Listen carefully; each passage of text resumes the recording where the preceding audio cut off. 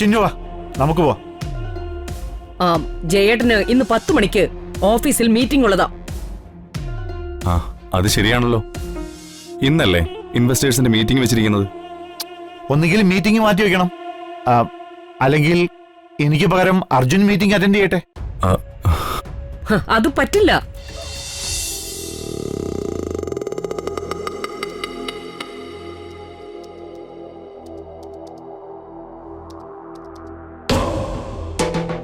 അമ്മേ.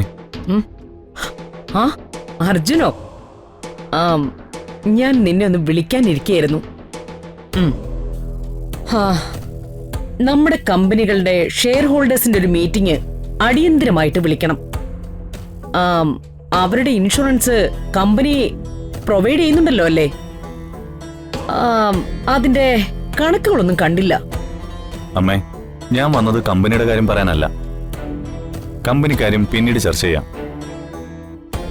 പറയാൻ വന്നത് ഷെയറിന്റെ കാര്യം തന്നെയാ. പക്ഷെ കമ്പനി ഷെയറിന്റെ കാര്യം അല്ലെന്നേ ഉള്ളൂ. മനസ്സിലായില്ല. എന്തെങ്കിലും പറയാനുണ്ടെങ്കിൽ മനസ്സിലാകുന്ന ഭാഷയിൽ പറയണം.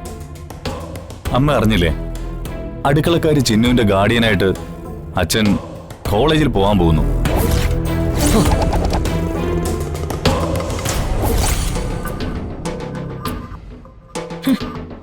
എച്ചില് പാത്രം കഴുകുന്നവളുടെ അച്ഛന്റെ സ്ഥാനത്ത് ഒപ്പിടുന്നത് അർജുൻ സാറിന്റെ അച്ഛൻ ജയരാമൻ. കോടീശ്വരനും വ്യവസായ പ്രമുഖനുമായ ജയരാമനെ ഇനി മുതൽ ചിന്നുവിന്റെ രക്ഷകർത്താവാ. ഇതിൽ കൂടുതൽ എന്ത് നാണക്കേടാമേ ഇനി സംഭവിക്കാനുള്ളത്? മനഃപൂർവ്വം നാണം കെടുത്താനാണോ അച്ഛൻ ഇങ്ങനെയൊക്കെ ചെയ്തു കൂട്ടുന്നത്? അതോ അമ്മയുടെയും കൂടെ സമ്മതത്തോടെയാണോ?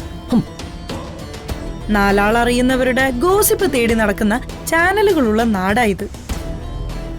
അവർ ഈ സംഭവം വളച്ചൊടിച്ച് അവിഹിതത്തിന്റെ കഥ എഴുതും. രമാനിലയത്തിലെ ജയരാമന്റെ അവിഹിത സന്തതിയാണ് ചിന്നു എന്നും പ്രചരിപ്പിക്കും. പോരാത്തതിന് ചിന്നുവിന്റെ അമ്മയും ഔട്ട് ഹൗസിലുണ്ടല്ലോ. ഐശ്വര്യേ വേണ്ട. അമ്മേ, ഐശ്വര്യ പറഞ്ഞതിൽ എന്താ തെറ്റ്? പണം കൊടുത്ത് വാർത്തകൾ ഡിലീറ്റ് ചെയ്യിക്കാം, പക്ഷെ ആളുകളുടെ മനസ്സിൽ അത് ഒരു കരടായിട്ട് എന്നും ഉണ്ടാവും. രമാനിലയത്തിന്റെ മാനം കപ്പലേറും. എന്തെങ്കിലും ചെയ്യാൻ പറ്റുകയാണെങ്കിൽ ഇപ്പൊ ചെയ്യണം. ഇന്നത്തോടെ ആ ചിന്നുവിനെയും സീതയും ഇവിടുന്ന് പറഞ്ഞു വിടണം.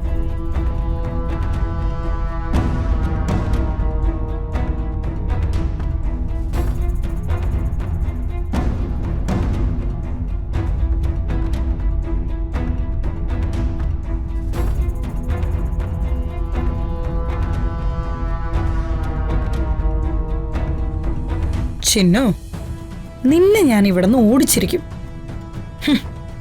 അവളുടെ ഒരു വക്കീല് പഠനം.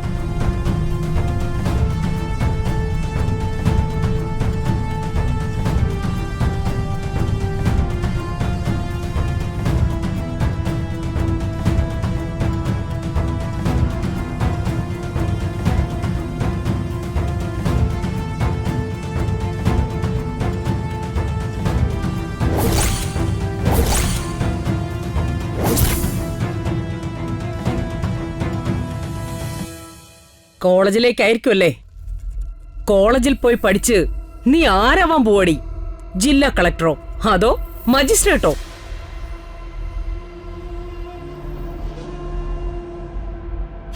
നിന്നെപ്പോലെ അന്നത്തിനു വകയില്ലാത്തതൊന്നും ഒരു കാലത്തും പഠിച്ച് ഒരു നിലയിലും എത്തില്ല.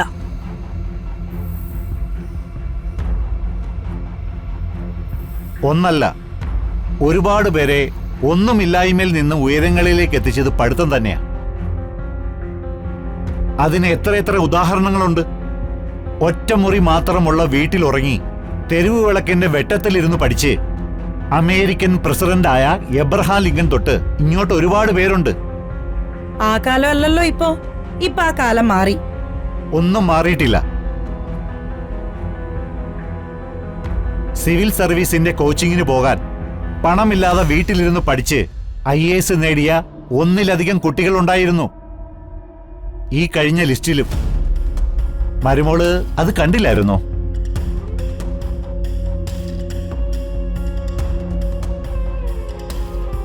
ഇതൊന്നുമില്ലാതെ തന്നെ ചതിയിലൂടെയും വഞ്ചനയിലൂടെയും പണക്കാരായവരും ഇല്ലാതില്ല.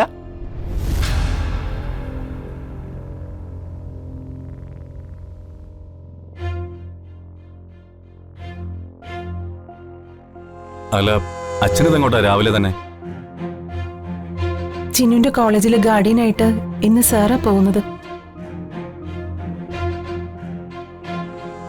ചിന്നുന്റെ അമ്മ സീതയ്ക്ക് ഒട്ടും വയ്യ. അതാര് തീരുമാനിച്ചു? നീയോ?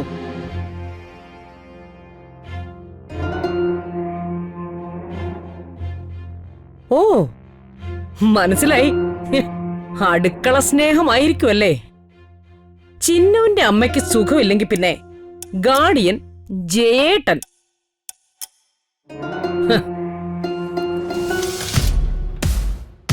ഒരടുക്കളക്കാരി മറ്റൊരടുക്കളക്കാരിക്ക് വേണ്ടി വാദിക്കുന്നത് വലിയ തെറ്റൊന്നും അല്ലമ്മേ. ഓ, ചിന്നുവാ, നമുക്ക് പോവാം. ആ ജയേട്ടന് ഇന്ന് 10 മണിക്ക് ഓഫീസിൽ മീറ്റിംഗ് ഉള്ളതാ.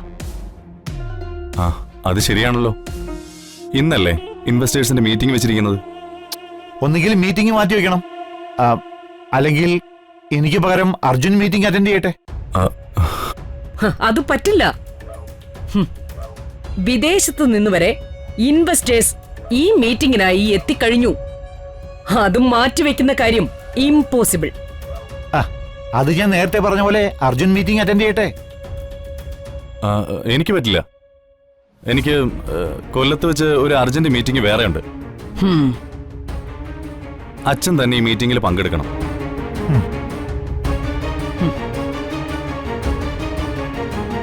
സ്വന്തം കാര്യം കഴിഞ്ഞിട്ട് മതി അടുക്കളക്കാരിയുടെ കാര്യം.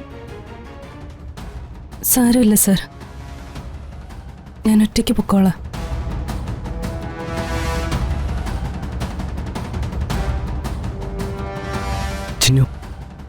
സാരമില്ല, ഞാൻ പൊക്കോളാം. ഗാർഡിയന്റെ കാര്യത്തില് ഞാൻ എന്തെങ്കിലും പറഞ്ഞോളാം.